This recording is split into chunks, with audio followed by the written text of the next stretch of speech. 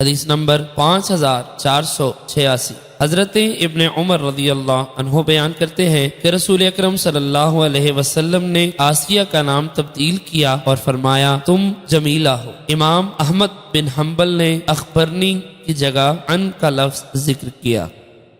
حدیث نمبر 5487 حضرت ابن عمر رضی اللہ عنہ بیان کرتے ہیں کہ حضرت عمر فاروق رضی اللہ عنہ کی ایک صاحبزادی کا نام آسیہ تھا تو رسول اکرم صلی اللہ علیہ وسلم نے اس کا نام جمیلہ رکھا۔ حدیث نمبر 5488 حضرت ابن عباس رضی اللہ عنہ بیان کرتے ہیں جویریہ کا پہلا نام براہ تھا، آپ نے اس کا نام تبدیل کر کے جویریہ رکھا۔ آپ اس بات کو ناپسند کرتے تھے کہ کہا جائے فلاں شخص براہ نیکی کے پاس نکل گیا۔ قریب کی روایت میں سمعت ابن عباس کے الفاظ ہیں۔